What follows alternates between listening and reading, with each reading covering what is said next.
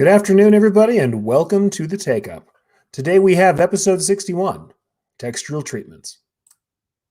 Hello, everybody, and welcome to the Takeup. Good afternoon, good Friday. Happy to see you here for education and all things embroidery. I cannot wait to get into talking about texture. You had a very busy day talking about everything. And actually, let me remove this since I'm not hearing my co-hosts. I've been hosting all day long today, so you may wonder if I sound a little hoarse, if I sound a little rough, that's because I've been hosting shows since this morning. So lots of stuff going on all over the place. And I think that there's some very interesting things we're going to talk about with texture. And honestly, I'm going to refer back to some shows. So if you haven't seen this morning's Two Regular Guys episode, we had Jeremy Picker on from Amber Creative, and he talked about applique and other embroidery topics that are going to feed into this today, as well as honestly, some other stuff's been going on in the space. I've seen some stuff from excellent digitizers, from you guys, dealing with texture, dealing with materials, and really getting into kind of dimension and some stuff that, admittedly, I've talked about before, but we're going to try and approach it again and show you some new stuff and maybe show you some technique stuff too, and share some things from some of my favorite people who are out there doing their own education this week. So let's go ahead and first start out by letting you guys know, as always, the links list app is already there. If you look at the links list, we have tons of links this time. Like I said, we're not covering every single thing that's on there. I always like to give you a little extra homework if you want it. There's materials that you can discuss with applique, with texture, with support materials, with stitch types, the kind of things we're going to discuss today. A lot of that is covered there, as well as some of the images we're going to look at and some of the links from other folks, including some freebies and other cool stuff that people have given away.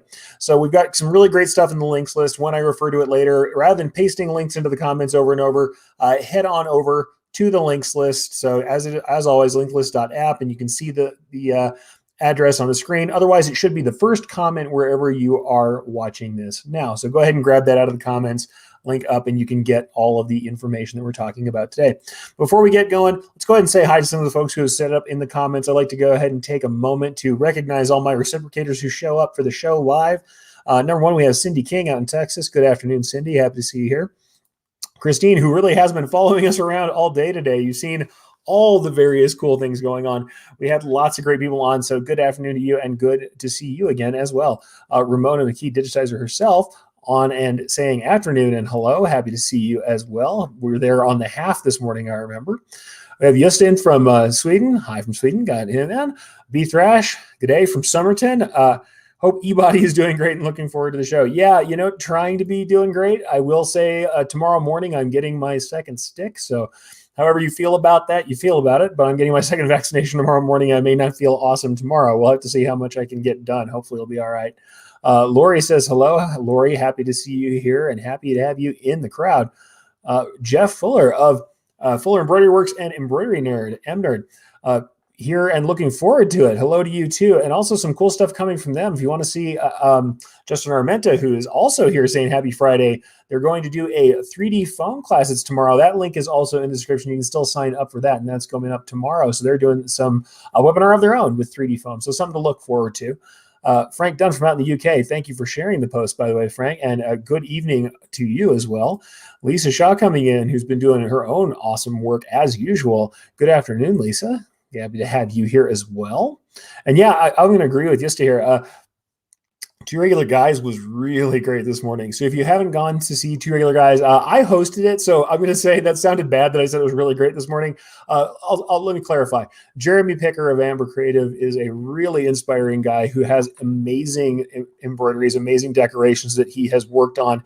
And he's more of a creative director. He employs other people to do the work, but without his creativity, without his drive to do this stuff, I don't know that people would do the kind of work that he says. So yeah, I think Jeremy was really great this morning. And like I said, if you like me, and if you want to see more of me today, well, there was a good solid hour of me this morning talking with Jeremy and geeking out on some cool applique stuff, as well as talking about why things like what we're talking about today, why increasing texture and making things look better, let's say more than your average logo slap is what Jeremy called it, where you take a logo as it is, you don't change anything about it, and smack it on a bunch of garments, and it just looks the same on everything. Why working with textures, working with applique, working with different kinds of modalities makes things a little bit nicer, makes things look better. And I think it was pretty cool. So honestly, and here Jeremy's saying, go Eric. Jeremy, man, you were the best today. So thank you for being such an awesome guest this morning. So if you want to see more about that, go check that out. I'll show you some of his work probably during this. I think if I can get to that, I will. I'm not going to try and go into too much bonus time because, like I said, as you can tell, my voice is fairly cached already today, and it will be getting worse. But yeah, Jeremy's stuff is great. Go look at it, and if you, like I said, go check out Two Regular Guys. So Two Regular Guys this morning was fantastic, and you'll find it. If you're on my YouTube channel right now, there is a playlist of things that I have guested on, and I actually put whenever I'm hosting on Two Regular Guys, I put it in that playlist as well on my channel. So you should be able to find it there if you can't find it where Two Regular Guys are usually found. So let's say hello to a few more people before we get into this.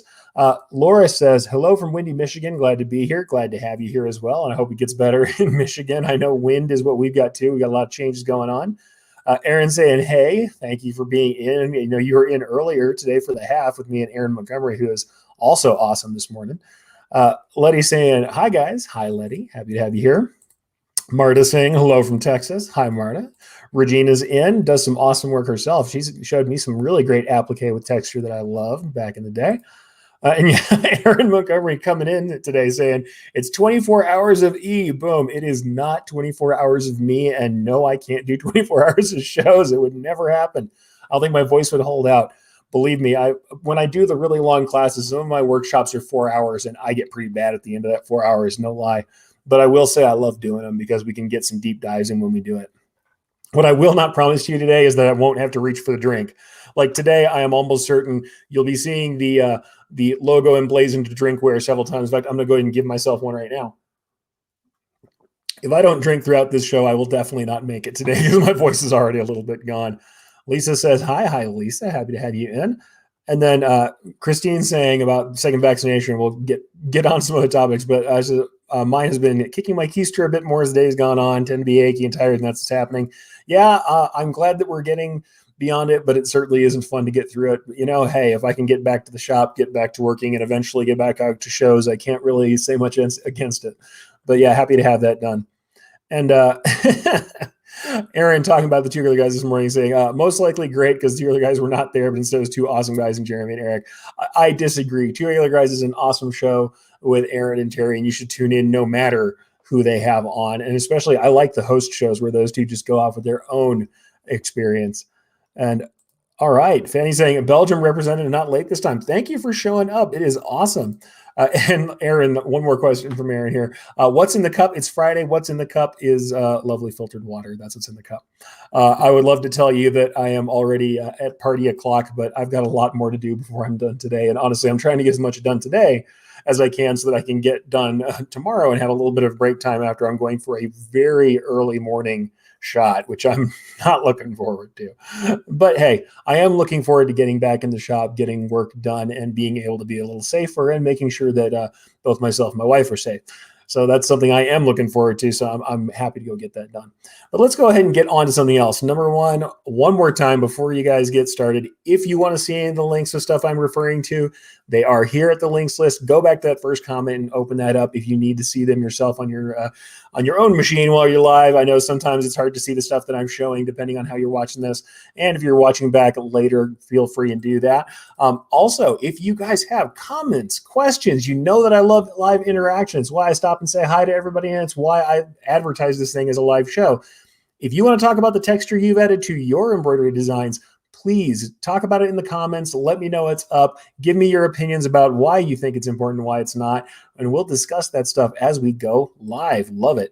So, you know, it's one of those things, folks. I really think that it's better when we all come together. I kind of firmly believe in the Socratic method. If we all get together and have a discussion, we may arrive at some greater truths than we would have arrived at by ourselves. So hopefully we'll get there today. And yes, I'm already getting cerebral. And yes, I just said Socratic method. If you tuned into the half this morning, I also described one of my favorite philosophical concepts, the principle of charity, which I may get into again later. But let's just say it helps us to understand other people's opinions a little better and address them well.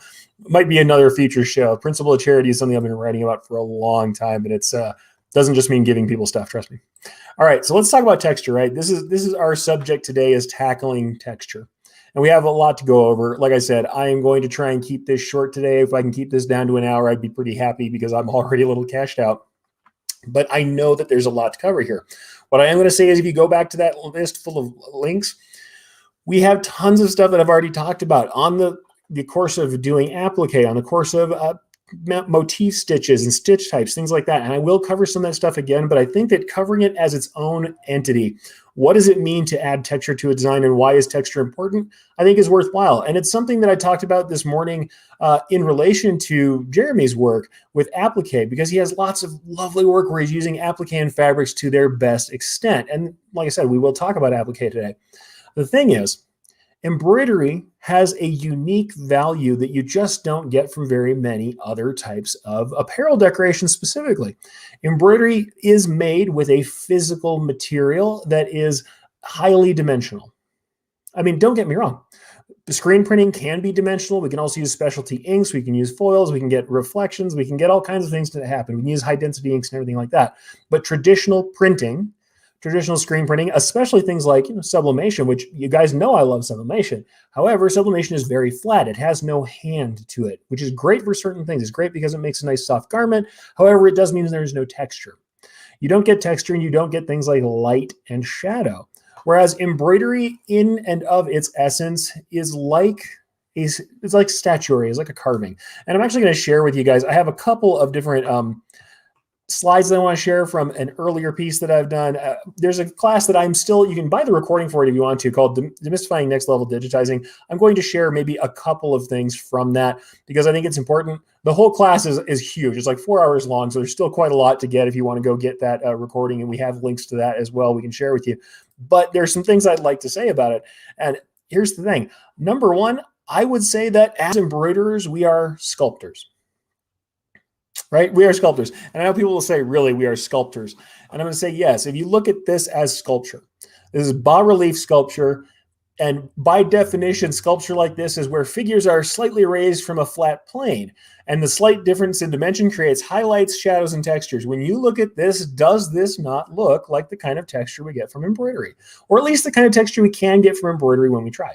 Now, certainly, there's also surface textures that I definitely want to get into. It's more than just dimensional texture, but this is something that I want you to think about. We're using thread and we're building up these objects, these collections of stitches that stand proud of the surface of our design. They stand proud of the substrate, is what I usually call it, of our garment or whatever else we're stitching on. And they have natural shadow and light depending on how light is falling on them. And they also have other things we can discuss, we will discuss, like sheen, the way they reflect light depending on the material we're using and depending on the way we arrange these stitches. So I would say, here we are. This is what we are. We are sculptors. We create discrete elements. We can create differing depths. We have layering. We have textural contrast. And we have the ability to use light and shadow to our advantage. And this is something that you don't get with non-dimensional kinds of decoration. So don't get me wrong. Screen printing can be dimensional. There are ways that we can get these things from screen printing as well, but it is baked into the very nature of embroidery. If you make a single letter, if you make a single anything in embroidery, one single satin stitch element, it will have shine and shadow and a high spot and a low spot, and it will be on its own somewhat sculptural. It has grain, it has sheen, the stitch angles create effects with the light. It is sculpture in and of itself, or at least this is my argument for it, right? It's my argument for why we should pay attention to it. Because when we're talking about textures, you can see in an embroidered sample, absolutely, this is all one color. If you guys have been in my classes, you've seen me talk about it before. This particular piece, all of the ivory that is in that skull is one color. What's changing that makes it have dimension? What's changing that makes it visually interesting and not flat? Well, we have discrete elements. We have differing depths. Certain things are below other things. Things are on top of things that are further back in the picture plane. We have layering. Things are, like I said, things are on top of other things. And to some degree, we have the ability to show through the layers below, or we can even do things like blend threads to create dimension or have colors showing through on purpose. Like I said, we're not going to get into all of this today, But we can create these things. We have textural contrast. If we look at the difference between rough textures and smooth textures, even in this design, we have smooth textures in the teeth where we have unbroken stitches. We have rough textures and we have ridged textures, depending on how this is split, depending on how we treat these overlaps, depending on how we decide on stitch types for each element. And as you can see, there's that contrast. There's that use of light and shadow. I have highlights on these big unbroken satin stitches that are shiny, and I have shadows on the edges of them because they're sitting on top of the plane below. I would argue that we are sculptors. Now, are we always thinking of that way? Is it something that we're always doing intentionally? Not necessarily, but I think it's worth saying, okay, this is important for us to think about because it's happening whether we want it to or not. And if we would like to make use of it, we certainly can. So I think that that's interesting. And I think that's really what I like. I like to see people looking at designs as small sculptures. I'm not saying we're going to do everything in this sculptural fashion, nor am I saying that you have to spend inordinate amount of time constantly thinking about that. Details, textures, dimension, all put together can make a lot more than I think you would get from just print. It's not just reproduction, it's an interpretation. We're letting the medium do its job. The medium of embroidery is built with thread, it's built with physical objects, and that medium is dimensional by its nature and allows for texture. So I think that that's something that's really useful and we should think about. So in any case, I'm going to go ahead and grab a couple comments before we keep going. Josh Hip says, I love texture in designs. The first one I did was doing a spaceship beam. I remember it since it was the first one. Yeah, absolutely. Texture in designs are great. There's lots of ways we can achieve it. And we can certainly talk more about those ways that you achieve texture. We will. But I think that dimension is one of them, like I showed you with the layering there, but certainly the way we handle stitch types, the way we collect stitches together, the way we understand textures and build up these collections and assemblages of stitches in different relationships to each other can give us more texture. And I love that. Christine says, you can say Socratic method. I like a good discussion using the Socratic method on occasion. Yeah, absolutely. And Jenny says, hi, Jenny. Happy to have you in. Fanny says, I find that adding texture adds to the stitch count, not always desirable on certain fabrics. Not try to go about it with stretching or on thinner fabrics. Well, here's the thing. There are more than one way to add texture, and texture doesn't mean you necessarily have to have tons of overlapping full density satin stitches. And in fact, part of texture is knowing when to show through the background. Light layers of fill stitch, light layers of straight stitches of different kinds of stitch collections can do this. And also, I would say that running stitches, depending on how you use them, will change their texture and we can still get textural effects. So it really depends on what you're talking about. I mean, the other thing is we have things like carving effects, carving stamps or carving effects, custom carving, wherein you have a field of fill or satin, whatever it is that your object's full of, and we are adding needle landings. We're adding penetration points throughout it according to lines that we draw or stamps that we stamp out. That really doesn't add a tremendous amount of stitch count necessarily, depending on how small these objects are that we are cutting into those fills. I will say you sometimes get some material show through when you have a lot of stitch penetration points or you add them in the middle of, say, like a split satin stitch of some kind. However, you don't have to add a bunch of stitch count necessarily to get texture. And in fact, what I would say is that those of us who are used to doing logo work, some of the problem we have is that we want to get really, really full coverage all the time. And sometimes that super full coverage is going to be a bit heavy on light garments, no matter how we address it. I would say that in my way of thinking, it's about deciding what is important in the coverage, what's important in the design and working toward that, and remembering that we have things like structural underlay where we can lighten up our top stitching, stuff like that. And like I said, you can absolutely use straight stitches, light engraving style straight stitch work, and change the length, curvature, angles. You can use motif stitches to get texture out of a design without adding a lot of bulk. So it just depends on what you're working on. If you're doing, like I said, carved satin texture, those layers like I showed you there, yeah, layering a lot of satin stitches together are going to cause some kind of buildup. You will have more buildup if it's all full coverage, but full coverage is not necessarily the thing we're looking for. So it just depends on what we're working on and what is acceptable to a client, especially if we're doing client work. Client work, sometimes we can't do all of the artistic things we would love to do. But then there's also the use of things like applique. Applique can allow us to add light textural stitching on top of a fabric base and applied material wherein, yes, it's still a little heavy depending on how flowy this garment's supposed to be, but on some light garments, we can use applique to provide the color coverage and then use light textural stitching on top to give the texture of a fill, or like I said, motifs or anything else we want to use that's going to give us more of these stitches. Because honestly, the ultimate thing we're trying to do is use stitches to get a little bit of light and shadow. And we can do that with motifs. We can do that with running stitches, manual stitches. It doesn't matter. It just depends on what we're trying to get. If we're trying to get a more scattered look, which we're going to talk about when we talk about doing texture over foam in a little while here, something that was on my sample and that honestly, a lot of people have been asking me about. I've seen some great samples from Justin Armenta, who is doing that class tomorrow. Remember, that's in the links. And also there's a link for an alphabet that Vitor just did recently. So Vitor Digitizing, he just recently put out a free alphabet where he did a foam with a textured overlay on it. And that's something I'm actually going to show you how that's done, because that's something I wanted to do myself in Stitch Artist. And so in order to kind of look at that, I was already doing some work with textures on top of foam. I had actually done some stuff trying to make it look more like quilting, but when I saw the one that he was doing, I thought, you know what, I would like to look at that. It looks to me like it's this kind of stitch on top of foam. I want to see how that runs.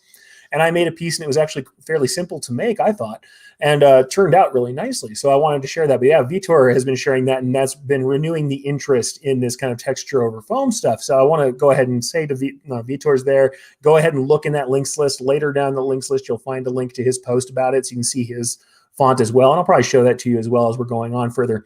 But, really, I think it's interesting to see the kind of textures that people are creating. And honestly, they don't always add a ton of stitches, but you do sometimes have extra stitching involved. I will absolutely agree with that. It really depends on what you're trying to achieve, right?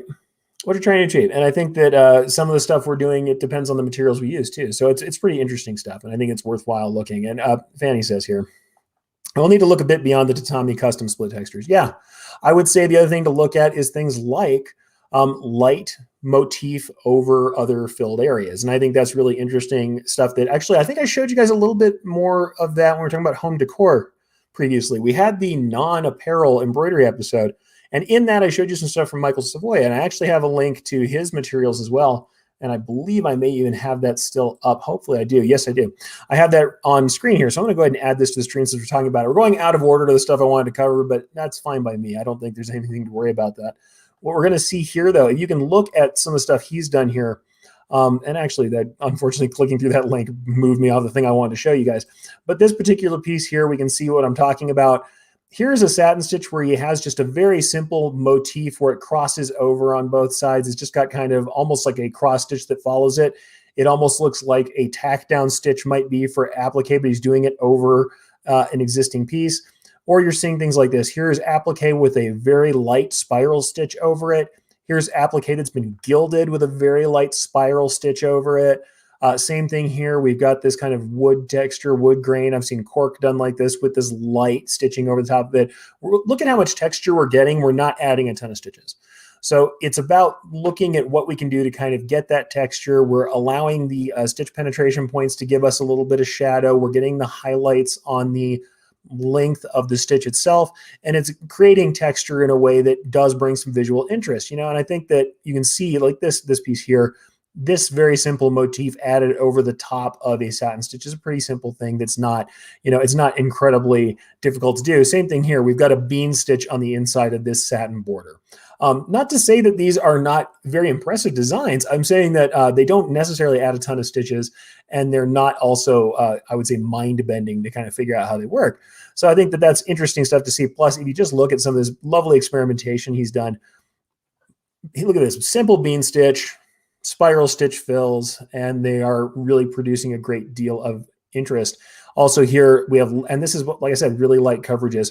We have this background is in an incredibly light coverage. You can see this fill that's behind it is just there to give it just the barest hint of texture on the ground, on the material that's below it.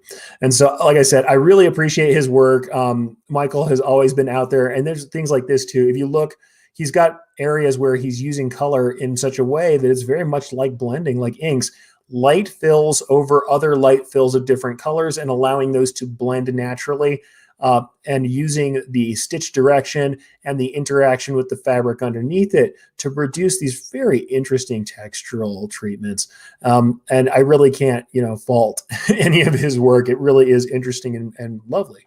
And I think that looking at some of it, I mean, certainly there's fully filled objects here, and it is different working on, home decor stuff than you do for logo work. But I will say the ability to use these light fills over the garment, to allow the garment to be part of this, to allow the kind of layering to show through and create a different texture than you might have had otherwise. This stuff can be paired with more traditional looks, because I can absolutely see throwing down a fairly decently solid fill, a fairly full coverage fill, and having another lighter fill on top of it, or some sort of texture like the spirals that we saw earlier on top of it, doesn't add a ton of stitch count, but it really changes the feeling and the motion of kind of the marks of the character of the fill on top of it, without being truthfully all that, I would say, mechanically or technically difficult. Certainly it's artistically interesting, but I wouldn't say it's mechanically difficult to achieve or difficult to sew or get to register correctly the way that some pieces are. I've always said this, like, I find digitizing photorealistic things takes a lot longer. A nice gradient, a really finely done gradient, I find to be more difficult than stuff like this from a digitizer standpoint. However, it's the getting your head around it and the creative direction and design work that's difficult in this case. But it is interesting to see how this texture kind of plays with it. So let's, for a moment, let me back out and kind of bring to you the concepts I would kind of want to cover here. As far as what we can achieve to change textures to bring visual interest to pieces that don't necessarily have to do with changing the shapes or the logos themselves or the art itself, there are things we can still change about the way we execute that makes things look different, that brings different kinds of, visual interest to them, that is outside of the realm of just changing the art, changing the design, changing color necessarily. And these are the things we're talking about. We're talking about tackling texture, right? We can create elevation. So we can use, and this is often with support materials, and I'll mention materials and support materials and stuff after the fact here, but it can also be through building up layers depending on what we're doing. But we build up elevation. Also, naturally, just a well underlaid satin stitch tends to have a nice high crown, because long unbroken stitches have some loft. They are loops that sit above the ground of the material, as you see, like the bar that I have there for my text. This is how a satin stitch kind of looks. It has a crown, it has a highlight in the center, and it has a shadow toward the edges. And depending on how your light is falling on it, and on a garment, usually it's going to be vertical. The light will be coming from above at some angle. You're usually getting a shadow on the bottom of it if it's horizontal, and it shine kind of off the top as well. So we're getting some sort of, reflected light, some character of this shine and shadow that we get from that elevation. That's one thing. The other thing we can work on is sheen. And the sheen is just how shiny it is. What kind of reflection are we getting? And that can be handled through multiple, things. We'll talk about again later why we can, or how we change these things, depending on the materials we're using, the fabric, if it's applique, if we're talking about the thread, the quality of the thread, what kind of sheen it has. Is it fuzzy? Is it rough? Is it smooth? Is it shiny? Is it metallic and wrapped in foil? These things are sheen, and we can alter those that way, but we can also alter, if not the sheen of the material, we can alter the way it reflects by using stitch length. Like I said earlier, the long stitches tend to give you more shine. So short, pebbly stitches with lots of penetration points tend to be a little more shadowed, tend to look a little rougher. And so we're going to get different look from stitch lengths as well. So sheen is another thing that comes into it. And with that, we kind of get regularity. We can play with the regularity of stitches, whether we're talking about the regularity of edges, when we're talking about, like I say, a satin stitch or a fill stitch, the edge, the cleanliness of that edge can change the textural quality of it. If we add some scatter or some randomness to the edge, some feathering to the edge, we can change the look of a piece without really materially changing the shapes that are in it, just by adding a little bit of scatter, or even allowing it to interact with materials that are coarse on purpose. Allowing it to track a little bit, allowing it to have a rougher edge can make it look different, can give you a different texture. And also the regularity of filling stitches. Is the length regular? Because regular lengths that fall into a standard pattern that doesn't deviate tend to look smoother, tend to look shinier. If they are irregular or randomized, or have some sort of jitter added to them, they tend to look irregular, and that pattern changes the texture. Regular textures tend to look shinier, more mechanical, more man-made. Rougher textures look organic. Randomized textures look more like something organic or natural, or otherwise not man-made, not as smooth, not as shiny. So the regularity changes that too. So these are the kind of things we can change, right? We can change our elevation, we can change our sheen, we can change the regularity, and we can change the kind of arrangements. So how do we work with these things? I mean, also, we can change contrast. We can work with contrasts between different kinds of textures. And like I said, this can be material, this can be in execution. If we're using a super shiny material on a rough garment or with rough thread, that's a crazy contrast. It's a really heavy contrast. Or we can have very low contrast work where everything has a very handmade aesthetic or a very natural aesthetic because it all has some fuzz, all has some roughness to it. And that actually is a low contrast version, but that difference in contrast between textures can also be very interesting and bring a different look to something. Certainly we can use rough materials with shiny materials, with smooth materials, and create some visual interest and some tension that way. And I know this stuff I know is fairly high concept stuff compared to, you know, how do I make small text? I know. But I think when we're looking at trying to make garments that coordinate instead of just replicating the same logo over and over, we can do things like say, hey, you want to do a vintage look. Let me look at your logo and just change something like the sheen. Let's use a different thread than we usually would and change the density a little bit. Maybe we'll execute it in a slightly different stitch. Maybe we'll add some roughness to the sides of the text in your logo type. And if we do that in concert with a thread that's a little bit fuzzy, like say a spun polyester, even without changing the design materially very much, we have a different look and a different appearance, and we've created a different interest. Now we have a vintage style design without necessarily changing the shapes that are in it. Now, I love redesigning around a garment and having an entirely new design, but you can change things just by altering one segment of texture or by adding something to the texture. Let's say we have a garment that has, we said before, we have that fully filled look. I've showed you guys the very most basic sample I always go back to, which is my TLC plumbing logo. Has big letters, big giant Arial black letters that say TLC that are filled with a satin stitch border. If on top of each of those fills I put some sort of textured motif fill, how much different would that logo look? How much different would it look like if I rendered it in wool thread, thick wool thread? Suddenly it's a very different logo, isn't it? It's a very different treatment. And I think that that's something to look at when we're looking at creative options, or we're trying to, you know, elicit a different response from people. You want something to look warm or fuzzy or, you know, retro, vintage. We can talk about how we distress things, and sometimes that is done through sheen or contrast or dealing with the different regularity of our stitch types. All of these things play into how we can get more visual interest. And actually, I have something to show you on that scale. So I'm going to go ahead and bring back my other screen for a second.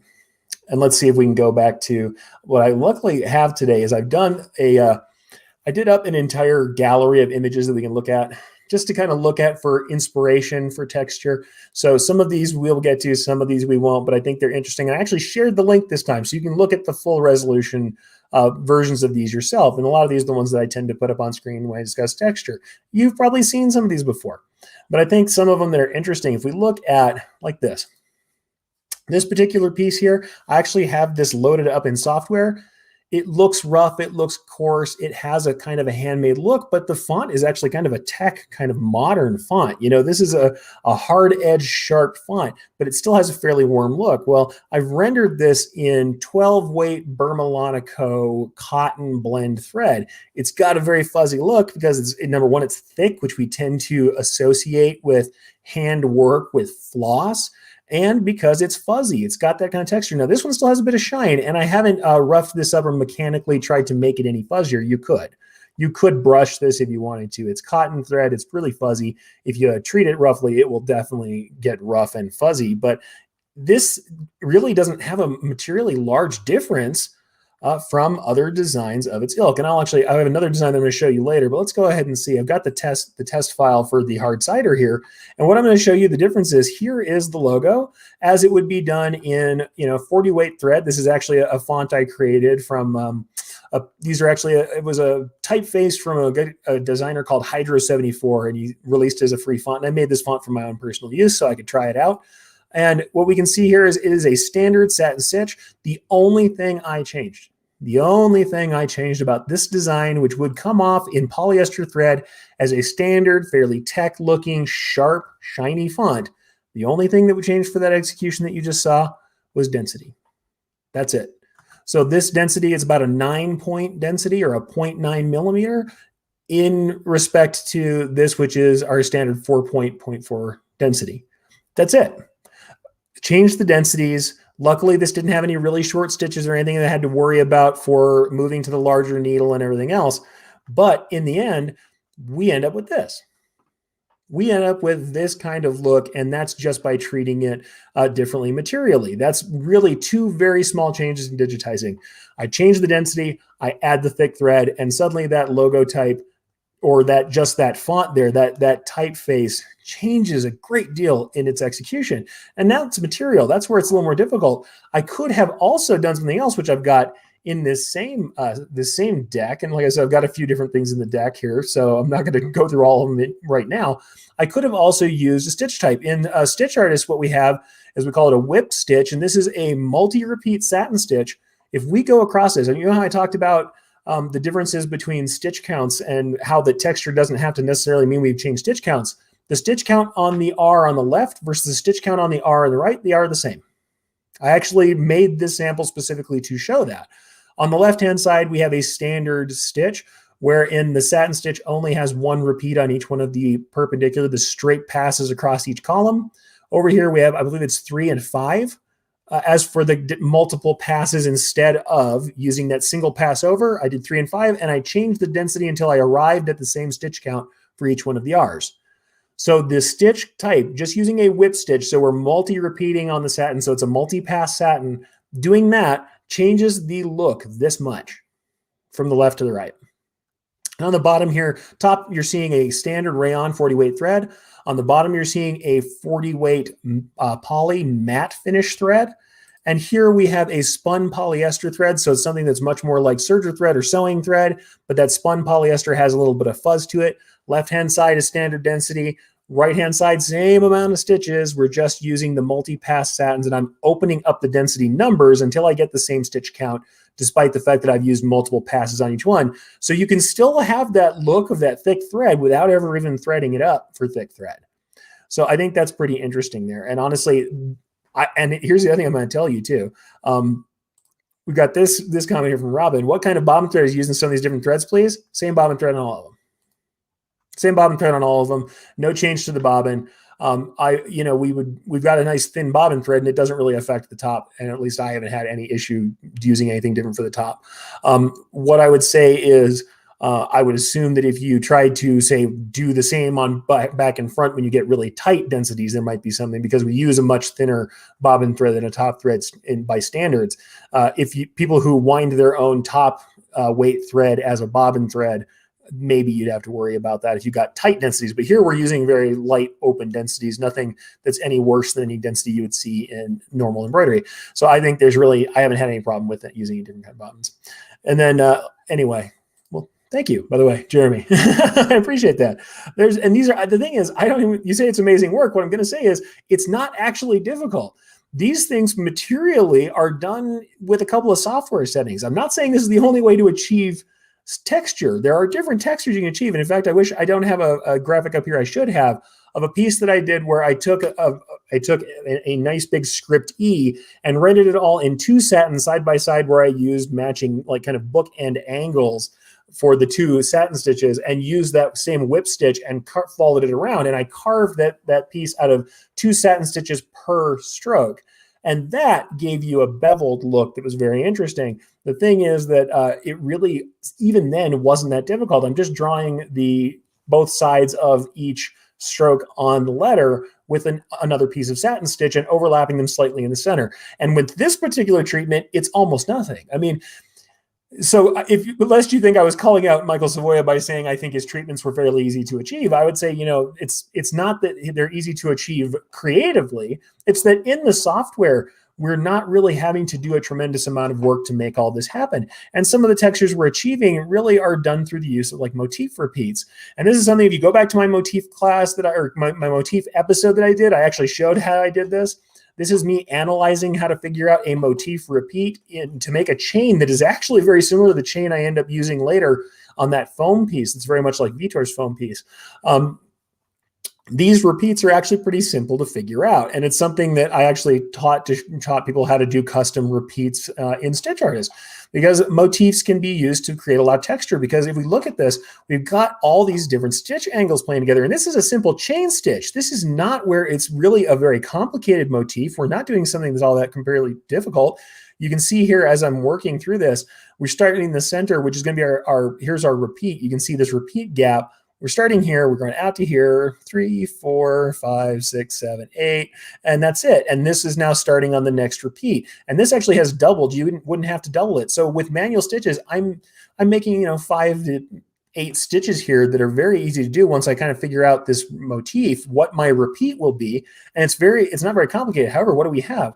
We have this angle, this angle, this angle, all of these different stitch angles represented, which means what are we going to get? Like a gem with facets. We're going to have the light reflecting off of all of these different shiny stitches. We're going to get light and shadow, plus we're going to have whatever's underneath them because it's very open. It has a lot of open space inside of this motif. We're going to see the layer below, and we're going to get the shine on top from each of these stitches. It means we're going to get a sparkle and we're going to get texture. We're going to have a little bit of roughness. But depending on how regular we make the pattern, that roughness can look more mechanical or more intentional. If a motif repeat like this, like chain stitch, looks very intentional, actually has a very smooth look and can look a little mechanical, but in the good way, in the fact that it's crafted instead of being like a natural texture, like mud or like a sandstone, where it could be unevenly weathered. This is an intentional texture, which may tend to look handmade, or at least it looks designed. So I think that that's something to look at. Texture is an interesting thing, and it doesn't have to be necessarily mechanically difficult to do. I think sometimes we see a complicated surface, and we think that in our digitizing, in our execution, that is going to make the work complicated, and it doesn't always. And in fact, I was fairly surprised myself when I was working on the little foam piece that I'm going to show you in a second. It really wasn't particularly complicated to achieve at all. And like I said, here's all this texture, here's all this loveliness. And I think that, unfortunately, the image, especially compressed through StreamYard, is not giving you everything that I have here. I may try and grab the sample from my desk over here and show it on the camera, but you're getting this really lovely texture. And honestly, it's what I sometimes call like free texture. You're getting this elevation, and it looks like I've made this crazy serpentine texture that's on here. It's like some sort of snakeskin pattern that it must be made out of a ton of complex shapes. It's not. It's actually quite simple to create. Now, the design of it, like, Vitor sat and worked this out, and he made his version of this and really worked out how it was going to look the best, did examples, did testing, and that takes work. No doubt it takes work. What I'm saying is that the actual execution of making an individual letter like this isn't necessarily as difficult as it looks, or as at least the difficulty is not commensurate with the incredible amount of texture and shine and interest you get out of doing work. And I think that's a lot of these things. Some of the pieces that I've made that people really love of mine, I would not consider necessarily super difficult, right? Not necessarily super difficult. Like this piece that everybody sees, I throw it in all my teachings. I always put the Dream Big, Stay Bold piece. And this piece was done with a support material. Why does this piece look interesting? Well, we've got the different textural qualities that we're usually looking at. I think I can actually get you a little bit tighter zoom on this, probably not too tight. This one I don't think actually has much more resolution on it. But what we do have are light open fills in the background. We're using color to give ourselves kind of a range. We have a darker shadow and we have something that's lighter up on top of it. We certainly have levels. We have layering, like we said before, not only layering in the fact that the satin stitches are over and under in a way that makes some sense, but we also have the flat fills that are very regular, that are inside of these satin stitch shapes that are here.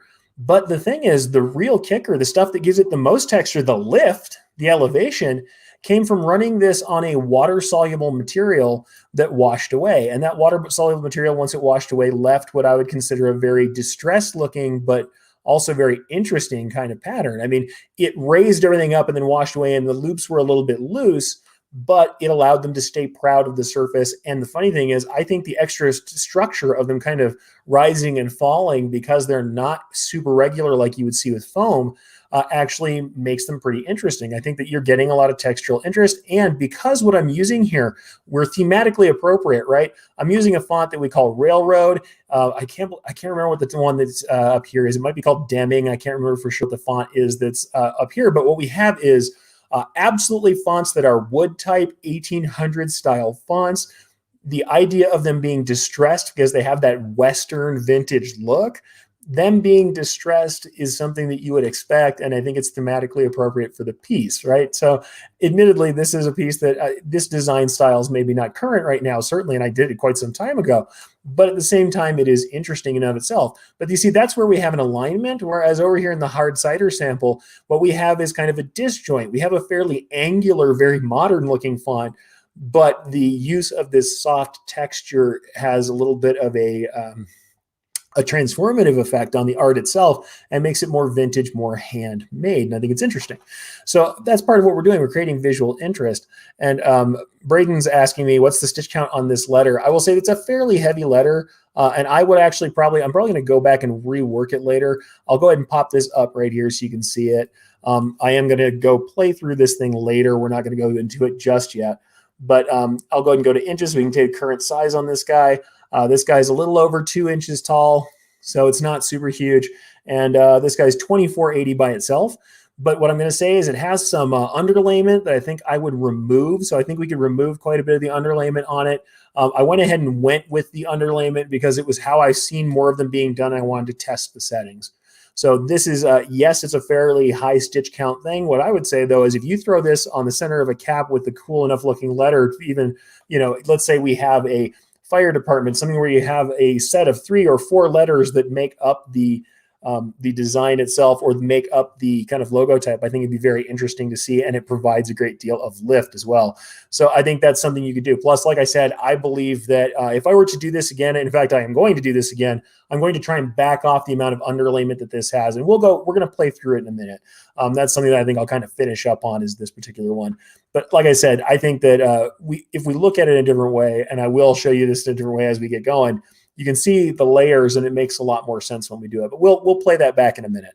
I think that what I would say is, depending on what you're trying to do with it, it's not the cost that you would think it should be in order to make that happen. To get that kind of texture and look, I think you would expect more cost. You would expect more difficulty as well, more kind of cost with what it takes you to get done. And on the note of that other piece, one more time, we'll just show you, this is a better zoomed in shot. So I didn't have this one handy earlier. Here's that texture again, where you can see it. Now this one didn't get quite as much elevation from the wash away material. I had to use a replacement material that was not as thick as the material I used on the original sample, but you can see what we're getting here. We have a kind of one angle light fill that's in the background with a very light amount of underlay that I used in the edges to kind of shore it up. We have a bidirectional fill that's going on, a kind of mesh fill that's happening inside of the letters themselves. So we have a different stitch angle between the two. We have a different kind of light quality. And then we have these wonderful kind of carved overlap satin stitches that make up the body of the main lettering. And also we have the lettering itself down here, which is standard satin stitch lettering, but due to that extra kind of oomph that we get from the material that was lifting it up, I think we get something pretty interesting. Let's go ahead and go back for just a minute to kind of the concepts that we're dealing with here. We're talking about texture, right? We talked about the different ways we can achieve texture, or what we got, or what we want to use for texture. That we have the elevation, we've got the sheen, the regularity, and we have contrast we can work with. The ways we can achieve that are through materials. Certainly you can use things like applique, you can use applique material, or you can use other applied materials, and you can use thread to change textures up without necessarily changing execution from the get-go. I mean, if you use a standard tackle tool applique, it is not a far stretch to then use a different applique material that has a different textural quality. You can go from a polyester applique to a faux leather applique, and the execution is materially not that different, but you do get a very different texture to it. Certainly support materials, 3-dimensional foam, wash away materials like what I showed you on the Dream Big design. Support materials certainly can change things as well. And those are intended to either not be visible or to, like I said, wash away. These support materials are not necessarily like applique where they themselves have the texture. I mean, if I used a corduroy applique, then I'm getting a tremendous amount of texture on something, or a fleece or a faux chenille. These things are going to give me a tremendous amount of surface texture. Whereas the support materials don't necessarily give me surface texture. They do allow me to do things like raise my elevation on something. And then if I do things like when we're doing these textural treatments over foam, you're crushing them down selectively. You are affecting the surface that you create on top of them selectively, and that creates different textures you can work with. The other things we can do, like I said, from materials we have, like I said, applique, thread. These are really based on the qualities that the applique or the thread have. If you're doing an applique with felt, it's a very different look than tackle twill, and cotton twill is very different than polyester twill, or the kind of pressure sensitive poly twill you'll see from, big vendors like Stahl's, where it's very shiny. These are different kinds of looks that are going to be vastly different in how they impart qualities to the design itself. Thread is the same way, metallic thread. And also I would say that despite the fact that it doesn't change texture to feel, things like variegated threads, speckled threads, twist threads, they feel the same as thread that you might see otherwise, but they impart a texture because sometimes the color variations, speckling, of course, will make things look rougher, because when you have a broken color, it is almost like a broken surface. It's almost like these short satin stitches or the roughness in a fill. That breaking up of the solid regularity will change the texture to the eye. So the thread can do that even with color. And of course, we have digitizing. We can use our digitizing to break up objects into multiple pieces or layers. We can change literally densities, stitch angle, stitch length, regularity, patterns.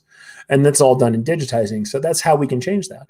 And the ways that each kind of stitch are able to be kind of altered for texture are in, of course, density, stitch length. Longer lengths are going to be shinier, stitch angle, and of course relationships. And like I talked about with the motif stitching, having some openness, having all of those different angles represented really changes the look, really changes the quality of these things. And those relationships include things like layering. So layering and relationships of stitches to each other change how they can affect texture. And I think that's the thing. When we look at really the things we're trying to change, like regularity, though there is a regularity to a pattern like that chain stitch, because the stitches are at multiple angles, we actually get some contrast and we get some change, we get some roughness in the fact that when your eye is looking for a standard normal pattern tatami fill, when your eye is looking for an unbroken satin, if you see the kind of somewhat chaotic, albeit more regular pattern of a chain stitch pattern on top of something, or even like we saw with Mr. Savoya's work, the X's, the motifs on top of a satin stitch in a slightly different color, we can change the regularity and we can add, like we said before, contrast to our texture. I think it's pretty interesting stuff. Now I'd like to grab a couple of comments real quick. And let's see. What sort of wash are you using on the railroad text? Unfortunately, the wash I was using on the railroad text no longer exists. And I'm looking to see if there's another way we can handle it. It was very similar to a thick version of maybe what people would call Vilene is the trade name for a lot of this stuff. It's a fibrous wash away. The thing is, the stuff I was originally using was produced by Edmart. Or at least it was brought in by Enmart, and I think it has since gone the way of the dodo. It was thick. It was almost like a thin quilt batting, and it was something that I don't really see. The only problem with it was, I'm going to say this truthfully to you, when I was dealing with regular kind of corporate customers, the fact that it had to be washed away was a problem. If I were doing something for a product line, if I was doing something for retail, it's much more normal to wash a garment out to get that kind of loft. When you're dealing with a customer who may or may not think that they're going to be returning their garments or something, or dealing with that issue, or may not like the idea that the garment's not new, it doesn't have its original finish on it, that can be an issue. I did have regular clients for years, though, that I used up the stock that I had originally gotten of that material in order to produce that lift, because they wanted the loft without the remaining material of 3D foam. So there are uses for it for sure. it is not necessarily what I would do for every, let's say, corporate client, unless they really want to get a lifestyle brand, a retail style brand that has some fashion kind of trends in it. So it really depends on who you're working with. But I have gotten the same kind of result from using a big stack of wash away fibrous material. Like I said, it's not ideal. It's not the same as the material that was there. I always loved that stuff, but it was something that wasn't as viable and then didn't kind of hang around. I will be thoroughly listening to anyone who knows where that material is now. There's also there are some other materials I've used experimentally that I would love to get back. There's a couple different vendors I need to reach out to and say, hey, that stuff you had me test was better than what I have now. Can we get some of that? And that's one of them. But let's go ahead and I would like to bring up the images again and some of the other links so I can show you some of the stuff we're talking about. And then I would like to maybe play through a couple of those designs we talked about so I can get to like the foam with texture on it. And I know people are really interested into that.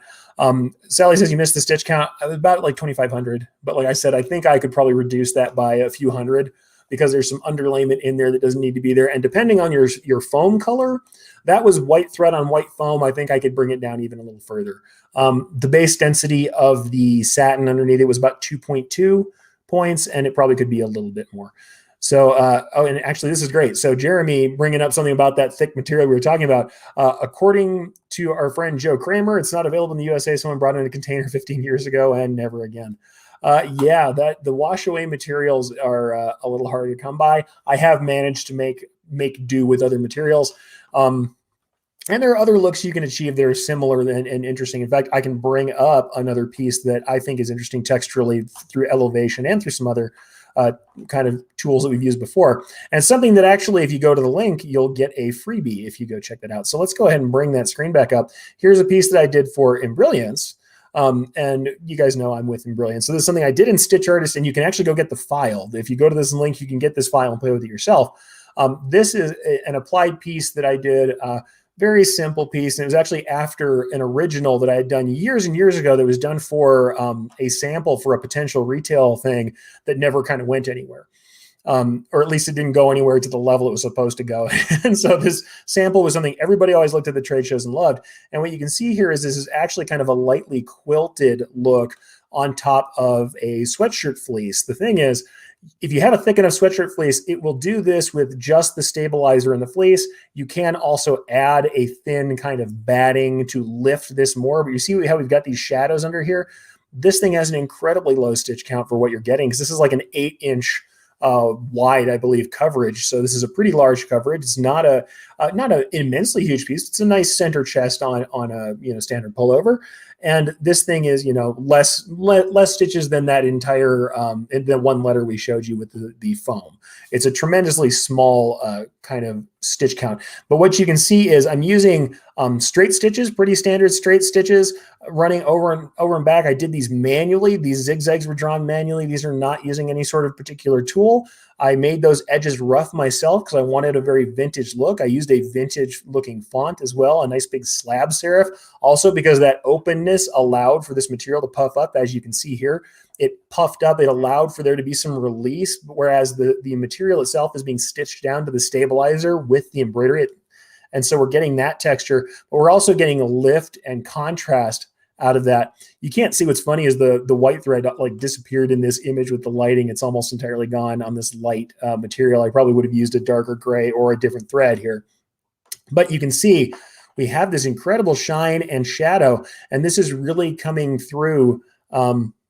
This is really coming through just having that material show through. But the cool things we're getting here is that we have this debossed look. It looks like I've hit this with an embosser. It looks like it's actually meant to do that, that I had to do some other process to it, but I didn't.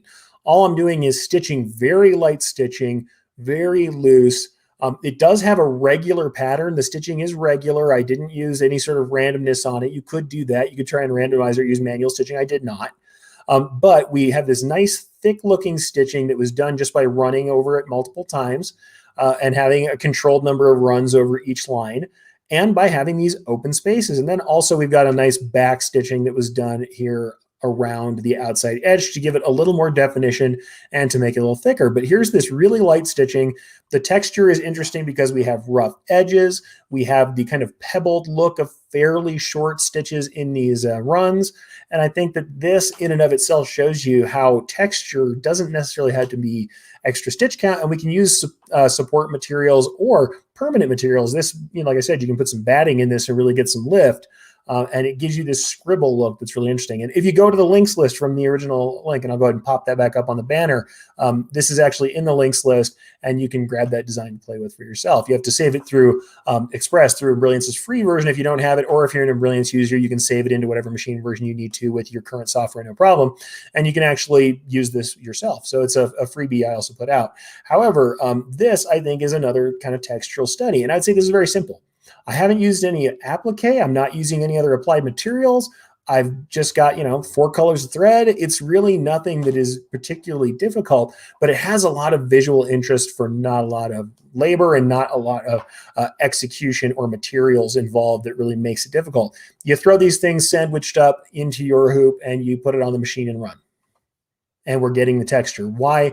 Because we paid attention to these things we talked about earlier. We paid attention to elevation, to the sheen of the thread. It does have shiny thread, but the cool thing is with that sheen, we also get the shadow and the shine on the tops of these lofty stitches. The regularity, we did use a regular stitch, but as you can see, because I'm using straight stitches and not ending in the same points on each run, the regularity, it's got some flutter to it. It's not like a fill. It's got some flutter to it. It has some texture. And we're having contrast. We have the smooth, open areas of these big slabby, and actually it's not slab serif. These are just big sans serif slabby fonts. We have that open area that's nice and smooth. We have that kind of contrasted with this rough area that's also debossed, that is smashed down. And we're also using some materials to make this happen. Now, I would actually consider these support materials, even though they're materials that remain in the garment. In that case, we can use these support materials that you're not relying on the texture of the material to give you the texture of the design. So I think that's something that's pretty interesting as well. But as we kind of go through this, I'll just kind of gloss over some of these topics by looking at some of these designs and showing you what I'm talking about. And then I would like to show you, like I said, a couple things. Like I really do want to show you some of the research from Jeremy. He's gone to do some incredible research, which I've shared links. It was also in the Two Regular Guys show this morning, where we talked about the amazing amount of research he's put together to kind of get a handle on these different looks from all these different kind of brands and retail brands. And I'm proud to say that every once in a while I'll be scrolling through here, and a couple of my pieces even ended up in this piece. So I love that he's got some incredible. Just look at all these different types and stitches and textures you can look at to get that idea of what applique looks like. I think it's really interesting to look at that. And also that we have, we have not only this ability to kind of research, but then we can apply these things in a way that I think is interesting. But let's go back to this real quick. Couple things to look at for texture. Like I said, it's not always high stitch count. This is metallic thread. We know it's got a high sheen. It's got a lot of shadow, but metallic threads, because they have wrapped foil, tend to have kind of kinked surfaces and a little bit of sparkle. They're not actually as even or as smooth. Shiny, not always smooth. Some modern metallics don't have these little kinks, so they don't end up with the kind of brokenness or sparkle that you get out of old school wrapped metallics. But here, these are metallics combined with fairly simple motif runs. And if you go back to the motif episode, I talk all about how this is put together. And I actually have a pretty large piece that does this. Here's a great example of contrast. It's actually not my piece. This is a piece that was done by Kathy Sunderman, Stitchfork, and she does a lot of monogramming work on linens. And as you can see, I mean, what's super great about this is we look at this piece and it's got just satin stitches, but they're bordered on this really rough, random looking fill that is really layered. So a layered couple of fills with different angles, or even randomized filling or stippling could be used, especially if you layered it in a couple of ways so it's not so regular. Here's this super regular shiny satin, and here's this rough texture that's below it. So we have the layering, we have levels, we have depth. We're using color as well to get that bright pop, and we're getting the contrast between that rough look and that shine. And that's happening two threads. It's not being any sort of difficulty in applying materials. So that's really cool. I think that's interesting to look at too. Obviously, stitch types. If you haven't seen me talk about single color pieces, this is one color of metallic thread. I show this piece all the time, and I have it with me as my samples. all of the dimension that's here is based on the difference between stitch angles and stitch types. The split satins, we have satins here, carved satins, multiple pieces together. We have overlapping. We have the tatami fill with curves here that laps in this center seam so that we have two different curves meeting, and we'll have a little ridge right here. We have things that are further in the back of the plane, things that are further to the forward of the plane, and it's all done in one color and gets all this depth because we're playing with the shine and the shadow. This is something that we can do when we think of ourselves like sculptors. There's a piece of reverse applique I did. It's a hand cut reverse applique. It'd be a lot better if I was using a laser, but for the one piece I was making, I did it hand cut. And this is just jersey knit over under jersey knit. So it's two colors of t-shirt material where I have kind of underlaid this piece with another kind of jersey knit material, stitched them together with the design. It has a simple faux chain stitch around the edge. The rest of this is just straight stitching, and the areas were cut loose to bring up the color, of course, of the underlying piece. And the dark color of the main shirt was really being used as the logo color. Difference being here that these edges being rough cut the way they are pretty vintage looking, and as they wash, they're going to curl and fray a little bit. Especially with jersey, you get a nice curl. When you have a little bit of loose material, will curl up and look a little rough. But when the look is supposed to be vintage and distressed, that's perfectly fine. And in fact, it's something desirable. Another rough cut piece I've done previously, Nob Hill Bar and Grill. The only thing that's really interesting as far as applied material, big piece of jersey. Once again, jersey on jersey. This was just hand cut, big diamond of material. But here we have light stitching, back stitching, bean stitching, and whip stitching used on an otherwise very normal logo that didn't take a lot of changes. This is the same logo we would have done in full satins, density back down, and multi-pass or whip stitches being used for the central area. We've already seen this guy. This is interesting just in that we can talk about rope motifs being overlapped satins, that these pieces here also show some contrast, even though these are regular textures, the fill to the satin contrast, real classic, and we all understand that. So that one's not particularly difficult. I did throw this in here to say, I think if you look at a piece like this with incredibly high variegation, that provides a different textural look. So when I talked about color also being involved in texture, if we look at the smoothness of this tone on tone piece here, and even the sparkle here in the metallic piece, this piece with the zebra stripe, it absolutely looks texturally different than the other one, despite the fact that the texture feels very similar. We have a couple other pieces here. I'm just showing like these lovely wool threads that were on, and this is actually spun poly from the original testing that was done on a curtain piece. This is all done in spun polyester. It's a Viking Age motif that I redesigned from a picture stone, done on a nice canvas background, but the spun polyester lets it be very regular and kind of smooth as far as the execution. However, it looks a little warmer, and without looking entirely like, hand embroidered floss, it does have a nice fuzzy finish to it. It's lovely. When we're talking about some applique, here's some of my applique. Since I don't want to just show everybody else's work, you can rag on mine a little bit too, because there's certainly things that are good and bad about it. I would say that the applique that was underneath this part of the logo banner up here, you can see in the brown or the tan, was a little loose and should have been heat sealed better in the process. I don't think it turned out as well as I would like it to. But you can see that we've used a textured faux snakeskin to kind of add a tremendous amount of visual interest to a piece that otherwise wouldn't have had it. This piece would have been solid colored. And we actually didn't have time to rework this into a, massively patterned, heavily digitized, piece that had a lot of texture in it. So in the interest of getting texture cheaply and easily, frankly, we used a faux snakeskin material, a faux reptile, in order to get this chameleon to look like that. And in the way of showing contrast, there's a piece that I did for hand knits as a tag, as an identifier tag. This is standard Madeira polyester thread. And if we compare this look, just a difference in density. That's it. Density, and then using the proper needle and thread to get that Burma wool blend. Look at how much different. Which one of these to you? What does this say? This says this is very clean.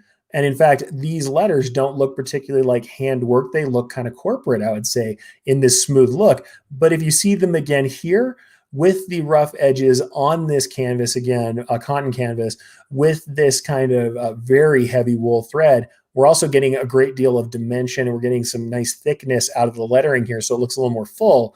but in the actual piece itself, it looks more like handwork, and it speaks to this idea of the knitting of the wool in a way that you wouldn't have otherwise. So like I said, lots of interesting things there. I like to show this piece. This is done in cotton blend thread that's 12 weight as well, and it looks like a faux knit. That's a piece that I did to kind of make it look like a knit patch. This piece, we're talking about stitch angles. You can go back, and I've done a piece entirely on doing pixel art that's in my video stack, and it lets you see how different. Of course, all of these areas in the center here, this is all one blue, but the difference in stitch angles massively changed it. We've got a couple different blues on the outside edge, but you see in this center fill here that's all one blue, how different each pixel next to each other looks based entirely on the shift in the stitch angle, even when you're not off angle from the piece itself. That light is pretty interesting. So like I said, I think these are all interesting in and of themselves. I think here's another one where we're talking about stitch, the fabric making the stitches look a little rough. Well, here is the material working that magic. This here is a twisted thread in this C, and the twist has one filament that is metallic, which gives it a sparkle and a shine and a roughness that's very interesting in and of itself. So I think these are all interesting things, but I think what I'd like to kind of finish on is this piece, which I think people really love. This is that texture over foam, and I think it's pretty interesting to look at. We get this really lovely kind of, like I said, it's almost a very serpentine look. It looks like it's knit. It looks like it's made of a lot of discrete elements because of the way the penetration points kind of break up the foam. And I will say this is white on white. Here's the original piece. This was done, if you would like to know how it was executed, I actually did this on a little home machine because I was working out of the home office. I didn't go to get a big commercial machine. So this was done on a little single needle home machine, believe it or not. And this is standard polyester white thread, 40 weight, over top of a piece of Madeira bodybuilder, so a nice high density foam. I don't think necessarily it would matter too much. I think high density foam is the right call for this. We're getting a lot of loft, but absolutely done on a non-technical, not high-end machine. So it is absolutely possible to do. And it's not probably as mechanically difficult as you might think. But I think that it was interesting in that I think as a study, it was it's very interesting to do. And I think that knowing that it is a combination of what I would call very standard stitches, the satin and the motif. But I will go ahead and give credit, and I want to make sure you guys see there's a link to Vitor's post. He's been posting this, which is making it much more popular again. I saw Justin Armenta sharing a piece that was interesting recently, but this link is also in there. He did a full set of lettering where he did a very similar thing to what I'm doing here. I thought that was cool, and I couldn't help but want to work on it, especially because I've done some, like I said, I've got some other textural treatments I'm probably going to try out and show you guys in the future as I go through playing with the foam in this way, since I really like how this turned out. But go ahead and check out Vitor's piece because he's giving these away too. And it's something where you might be able to play with it if you're not somebody who's going to digitize. It's worth looking at. And I think Vitor shares a lot. So it's great to kind of give him a pat on the back and say thank you for sharing these things that are both interesting and educational. So I'm going to go ahead and pop up the software and just kind of show you, because this is the piece that I did. I used kind of a standard Gothic font, a nice big blocky font that's sans serif. And this is the thing, it looks pretty interesting in and of itself. And you would say, here's all that texture. You can already kind of see how it's coming from. I'm just showing it to you in this light green. It doesn't really matter what color we're working in. But this is what I'm going to do is show it to you broken up. So let's go ahead and show it to you with two colors so you can actually see what's going on. Like I said, this is not as complicated as the surface would make you think. And I think that's what I like to do, is kind of demystify things. You guys know I like to demystify digitizing. Well, I'm going to demystify how this is put together so it doesn't seem quite so magical on its surface. Not because it doesn't look awesome. It looks incredible. What I'm saying is it's within our reach. And so this was done in Stitch Artist. If you want to know, that's the software I'm in. Everybody always asks, I work in Brilliant. So Stitch Artist is what this is done in. So it's native in Stitch Artist, this element. But the way that's handled, this is the underlayment that I think I'm going to take out. There's a little bit more underlayment here that I might do. I might change the way that's done, but we have a standard settings. And by the way, I actually did not do these manually. So you can all thank Brian Bailey. He actually has an automated foam underlay run that does quite a good job of capping. These are the automated pieces from Stitch Artist. I did not make my own this time. I was in kind of a time crunch and wanted to make a sample. So I used the automated pieces, and they are made in a very logical way. So these caps are made by selecting the foam option. So thank you, Brian. Suffice it to say, we have that underlayment, which I think is too heavy. I probably would want to pull that down if I could. I might change these manually later, but it didn't cause any sort of difficulty because it's a nice wide zigzag. It didn't cause me any difficulty with the overall piece, but I can see if somebody was wanting to cut down stitch count, we could work on that. Honestly, it looked really good, so I left it in place. The top stitching, standard foam.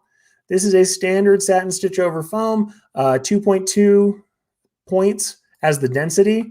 But yeah, this is, like I said, this is right out of, otherwise the foam ends here. And Brian actually jumped in and said, you're welcome. So thank you, Brian. So it saved me a lot of work. I didn't have to make those caps myself.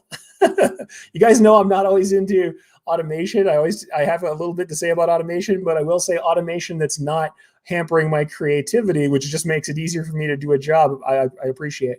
And in this case, yeah, I don't need to make more of those. I know what a cap looks like. Thank you, Brian. But this is the thing. This is a standard satin. It's a little bit lighter than you would necessarily use for cutting foam generally.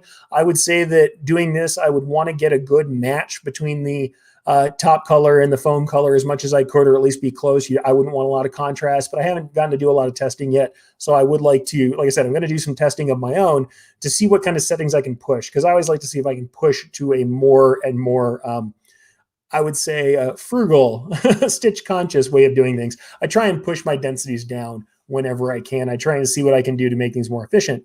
But then after that, what we're essentially having here is a chain repeat. And it's very much like that chain I showed you way back.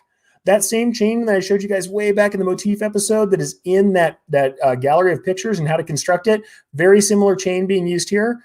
So ran that chain right along the center, jumped into the outside edge, and ran a chain and just had a little bit of overlap so that they just covered. And honestly, you see some of the kind of weird kind of corners here where they don't exactly fill just so. Didn't worry about it.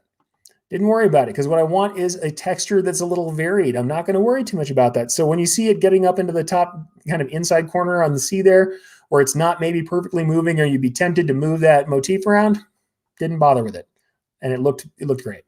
So looking at that, we're running that motif back around and that is it. That piece right there that you're looking at, that is unaltered for what went up on my machine. So that piece, without any alteration, is what ends up here. Looks like this. And I don't think materially that if we try and get even closer in on this area here where it looked a little different, I don't think that it materially took very much away from it. And I think that the texture looks lovely. And the thing to realize is when we're dealing with textures that are inherently a little uneven or a little rough on purpose, when we have them, this still looks very regular. I've got a nice regular pattern that's happening from the repeat point in the penetrations that are there. And this is, like I said, it's very similar to what Vitor did. If you look at Vitor's pieces, they are very similar here too. So he's going to have a very similar texture to what I achieved in my piece. But yeah, I wanted to rebuild it in Stitch Artist and see what it looked like. And it was not particularly that difficult. What I will say is it is going to vary highly on the kind of shapes you use. Things that have a regular width, like a monoline block font like this, are going to be a lot easier to get your head around and to work the texture out than things that might be wider or narrower or have brush-like strokes, because then you can't just evenly space out rows. Because this particular piece, I use that Gothic font, I believe it's like League Gothic. This does have a very evenly spaced 3 lines of motif stitching that go into that same area. What I am going to say is it does show you how much kind of mileage you get out of adding texture over fill. So like I said, really cool thing. And I have to thank, like I said, saw Justin's piece, which inspired a lot of people to ask me a bunch of questions. And Vitor actually is one of the ones who started all that, where he was doing some faux chenille work that was done over the top of foam as well. And so when I keep getting questions about stuff, I start looking at it and saying, what does it look like? What can I do that's interesting? And so I've played a little bit with that, with doing different kinds of chain stitch motifs. And actually, like, I did some quilting style motifs over foam, some stuff that I wasn't as happy with. But then when I did this and I thought, this looks pretty good. And I looked at what Vitor had done and it's very similar. And I tweaked a little bit of what I did based on some stuff I saw with his as well to kind of look at it. Because my repeats were a little tighter. I was getting more coverage on the top, and I thought it was a little bit too tight in the original piece that I did. So this piece is, I would say, very much, it's something that we were working on, but inspired by the stuff Vitor did. And of course, by the interest that you guys show when I saw stuff from Justin and Vitor both. So what I'd like to say is, thank you to everybody who's out there showing their work. It's great. And I would love that if you take work like I showed, sometimes I'll show my work and you guys take it and make cool stuff out of it. Love it. So, work it out, figure out settings and do your thing. What I will say, though, is that this shows you the power of what texture can do to change this. How much less interesting would this piece be if it were just a standard satin? Standard satin, over foam, block letter, white on black, and this thing is a piece that you've seen on every, flat bill cap for the last 5 years. It wouldn't be all that interesting. Add the motif stitching on it, and suddenly it has a very interesting, different look that you might not have expected. And that's all texture. And if you really want to break that down, I mean, if we start talking about that, well, let's look at our motif stitching here. If I only select my motif stitching out of this and I don't select the rest of it, right? We have my motif pieces, and what do we add out of this entire thing? Maybe 900, 1,000 stitches, and we get a tremendous amount of texture. And I would wager I could probably back some of this off. You could probably reduce some of the overlap or use a different texture and still get a very interesting look. And I've seen some people using a couple of different light fills at different angles over top of these things to make ridges, to make lumpy textures, to make things that look more like a corduroy, that maybe look like a woven material that's made out of coarse fiber, but it's done by doing a couple of alternating angles of light fills that have lined up kind of, like I said, corduroy-like ribs, a couple of light ribbed fills. So I think that it's interesting to look at texture and say, how much can we get out of it? What does it do for us? How does it add to our work? And I think that's what's interesting in and of itself, no matter how we achieve it. And I think, like I said, very interesting stuff. I'm very happy to say I enjoyed the experience of playing with it too. And I think it's something that's worth looking at and not necessarily all that difficult. Because I mean, sometimes people will look at stuff like this. When I teach texture, I often show pieces like this, where this is a ton of manual work. I'm shading this cracked mud. I'm doing all these different little carved elements of satin stitch. I'm manually shading in a very kind of, like a long and short satin shading way, these weird textures that are on this piece. They had a bunch of natural textures that didn't read awesomely as embroidery, but you can see that I've got kind of like cracked mud and dirt and this kind of birch barky texture that's got multiple birch poles lined up. And this is a really small, like 2-inch piece. As you can see from the doubled straight stitch around this edge looking so thick, this is a very small piece. It's a very small piece for a left chest on a garment. And this little icon has a lot of work involved. Whereas some of the textures don't have to be that way. But like I said, it's still the same kind of things we can do with straight stitches, with satins, with fills, if we understand that individual stitch qualities change things. Long stitches give you a shiny look. Shorter ones tend to be a little bit less, less shiny, a little pebbled. Smooth stitches look shiny. Random stitches look rough. And like I said, this is one of these pieces where I like to show it. Fully graphical piece, a graphical tree. It is not supposed to look natural. We're not rendering leaves. But using a randomized setting on my fill gives you stitch penetrations that aren't all lined up, and it makes it look more organic. And all of these things are able to be done without adding too much to the overall cost of the piece. Certainly there's layering that can be a little more intensive. This is layering that makes this look like an award ribbon, and these are layered satin stitches in this fill. In here, we've got some light manual stitches laid over both this background of the tree trunks that are done in straight stitches and a couple satins. And we have another lighter color on the top, so it looks like leaves are coming to the forefront on the outside edge of this tree. We have light vertical fills layered in to make the grass. We have light white or cyan fills over a darker blue to make this cloud layer here. And we've got a couple of kind of blues and purples making up this mountain. But the truth of the matter is, in the digitizing, not all of it's manual. The only thing that was rendered manually out of all that were the edges, the kind of edges and the leaves of that brighter orange that are in this tree here. Everything else is done with curved fills. Honestly, this little bit of the grass here, a big bar of vertical fill with feathering applied on the top in 2 colors. It doesn't always have to be tremendously difficult to get that layering and to get that texture. So I think that's something interesting. Same thing here. A lot of the texture is involved just by having randomness, by using curves, by using splits, by layering on satins on top of broken stitches. So I think that that's something that's worth looking at and worth thinking about. So get out there and think about yourselves as sculptors a little bit. Think about the texture and the contrast we can make, and I think that's very interesting. But in any case, folks, I think that is probably enough time for this week. I know sometimes I go into 2 hours, I go into hour and 45 minutes, but I think 23 minutes is enough bonus time for this week. And hopefully this has brought some kind of different concepts to view for you that you'll find interesting. If any of the articles or things you wanted to look at or you want to get back to, go ahead and head out to this link. I'll go ahead and throw it up on screen for a little bit while I talk. Linkslist.app and 7WQ8RTW. Go ahead and copy that down. It will be the first comment in the string. What you're going to find up there are articles about applique, articles about motif stitching, some of the earlier videos that I discussed.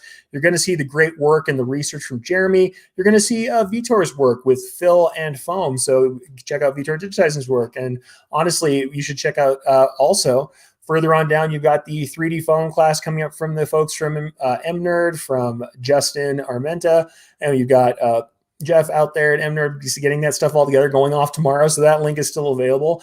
I like to share all the different things that we talked about. Also, remember, there's the freebie USA flag design if you want to play around with one of mine that I did in Stitch Artist, and you'll be able to take a look at all that stuff. What I think is really important about this maybe isn't the material execution necessarily. Yes, we can talk about material execution. You can see from Vitor's piece or from my pieces, you'll see how those pieces are executed as far as fill and foam. I don't think it's that hard to analyze. If you run through the replay, if you go through the simulator and play through that ribbon and look at how it's put together and constructed, it's not necessarily all that difficult. It does take time to learn and to experiment to get it right, but it's something that is within reach and that would add a lot of visual interest to very simple designs. So I would love for you guys to take a look at it, go through the links and check that stuff out, and it's pretty awesome. What I will really hope that this has done for everybody is made you think, hey, if there is a possibility to make something a little more interesting through texture, I'll be willing to break up an object into several objects and see what different stitch angles can do. Maybe even if I'm not going to do that, let's say I'm doing some standard lettering, let's get out that spun polyester thread, maybe drop my densities down a little bit and see what it looks like fuzzy. Let's see what it looks like if we randomize that fill that we have in a natural animal or a nature scene instead of having the fill be very regular. Just think a little bit about texture. Drop a motif over something. Do a little spiral on top of a fill. Try something out just to see what can I do texturally that elevates my brand. And so, like I said, go back and check out the episode this morning of Two Regular Guys with Jeremy Picker on it. It'd be really awesome to check him out. He's got incredible distressed appliques, better than stuff I showed you out of my own catalog by far. And definitely look at the different kind of textures we can elicit and why. I think it's just incredible to let ourselves explore the media of embroidery for what it is, to understand that it's dimensional, and let that dimension lend something to our work, even when we don't put a tremendous amount of extra effort into creating that dimension. Let it have that dimension and understand that that unique property of embroidery is what makes it great.